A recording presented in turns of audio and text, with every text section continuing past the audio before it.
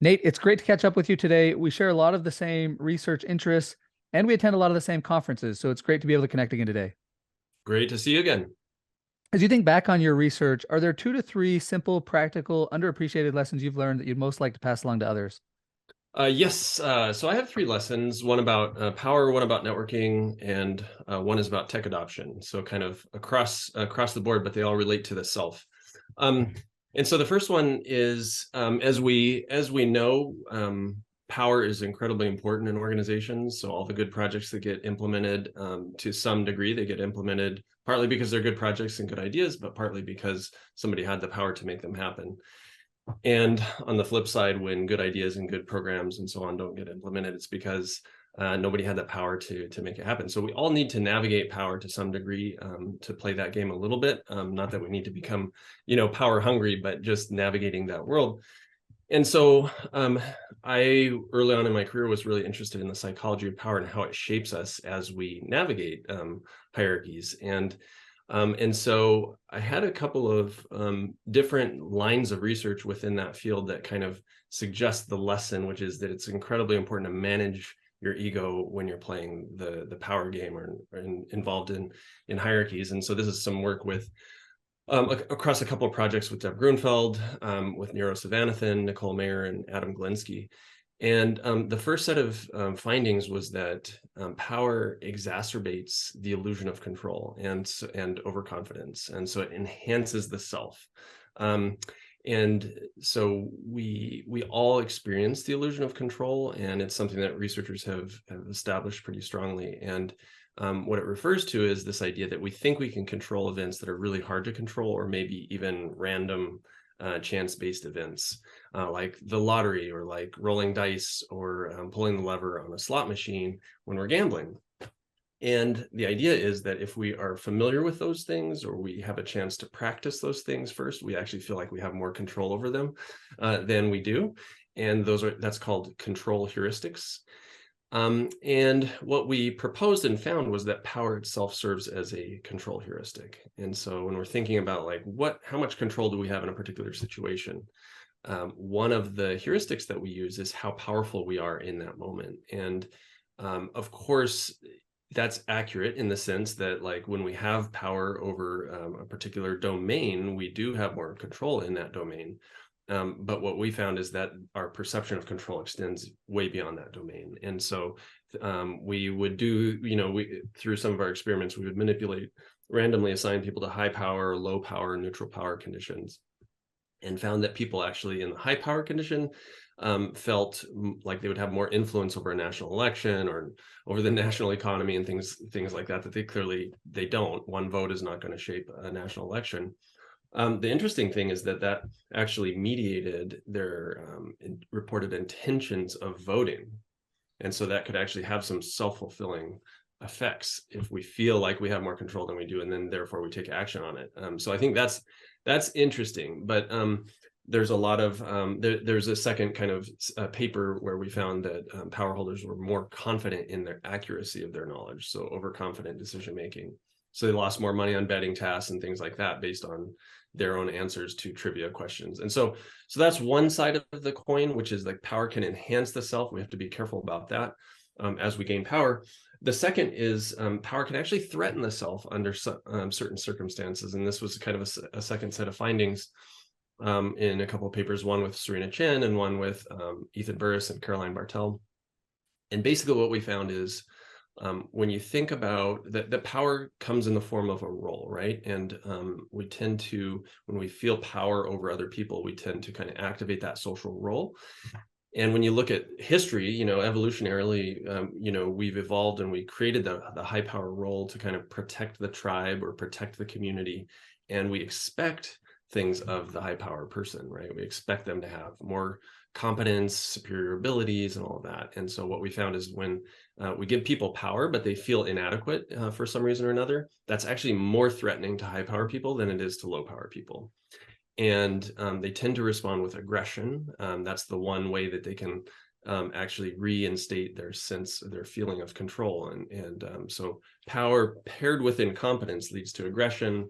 And in the second paper, we found that managers across a huge multinational oil company actually stifled and suppressed employee voice, not when they thought they were the smartest person in the room, but when they actually felt inadequate in their role, because they felt threatened by the voice. And so that's the second piece of that coin, which is like, don't let power get to your head and become overconfident, but also, kind of understand that when you're in a high power role, you're going to feel incompetent from time to time. I mean, that's kind of normal, and kind of normalize that so you don't feel so threatened and lash out to those around you.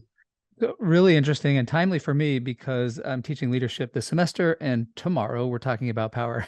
And one of the exercises we're going to do, I don't know if you've done this star power exercise. Yes. So yeah, star power, for listeners, is this exercise where you basically let people compete in a game that's basically random. I mean, there's a little tiny bit of skill to it, but it's basically random, and it's a multi-round game where whoever wins the first round gets entrenched, and then you stack the deck so they continue to win, and then they can use the power to basically hold down the other groups and to continue to win. And I did it last year, and I had a really interesting comment. One of the students who won the first round and then kept winning, they modified the rules and used the power to really entrench themselves. And at the end of the period, he said in the class, "I can't believe I used my power to hold other people down rather than to help them out. I never thought I would have done that." So anyway, this is always really interesting to me. Now, I haven't heard these lessons quite framed like this. Or at least a little bit, in terms of, I've heard some of the Adam Glinsky stuff on power and how power can corrupt. So basically, power can enhance the overconfidence, and enhances the self. So we have to be careful of that. But then we also have to be careful if we're not competent, or if powerful leaders are not competent, then they're more likely to act aggressive. So we have to watch ourselves both ways, not be too overconfident. And then if we're not competent or concerned or feeling inadequate, then we have to check ourselves to not be too aggressive.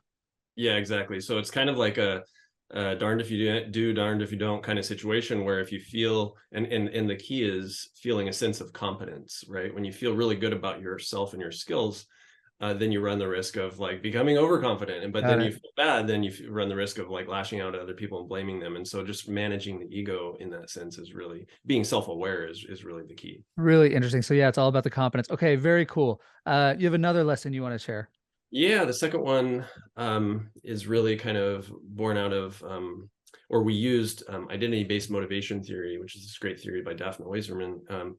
And this one actually came out of my teaching. So I was interested in, I've been for years teaching MBA students at the Marshall School of Business here, and executives. And when I teach about networking and the importance of expanding our networks, I find that at least half the class hates this idea, right? They don't want to do networking because it feels, and there's research out there that shows that, people feel like it's dirty or it's instrumental. It's just not a good way to use other people. But the truth is that all of our roles require networking and relationship building, and there's nothing wrong with building relationships and collaborating on projects, right? Like that's what professional networking is all about. And so I was really curious about, like, what are the psychological barriers that are preventing people from doing this? And so we decided to go to the lab, like us, as researchers, we always do when we're curious about things. And so this was with a student, Raj, and a postdoc, Oliver Fisher. And we basically tested 3 different tools or mechanisms or psychological processes by which we could maybe get people to engage in more networking. And so we pitted these 3 things against each other. One was self-interest. So we really kind of, like, in some conditions, we would tell people about why it really benefits them to engage in networking. They make more money, that, more success, all that kind of stuff. And this is the stuff that we typically teach in business schools. The second was identity. And so trying to help people understand how networking was aligned with their self, aligned with a sense of who they are and their identity. And then the third was make it easy, make it sound more easy. And basically the idea being here that the barrier is that networking feels difficult and tough. to do. And if we can kind of highlight all the ways that it's actually easier than we think, then maybe people would be more motivated to do it. And so when I'm teaching now, when I'm teaching this finding, I always ask people ahead of time, what do they think was the best, was the most effective mechanism? And it's always a third, 33, about a third. So nobody really knows, which is like the perfect scenario as a researcher, because we don't like when people assume that our findings are super obvious. If we tell them the finding first, then they'll think it was obvious. But but if you force them to kind of make a guess ahead of time, they have no idea. So it's great. I'm wondering. I don't know. Like I don't know. Yeah.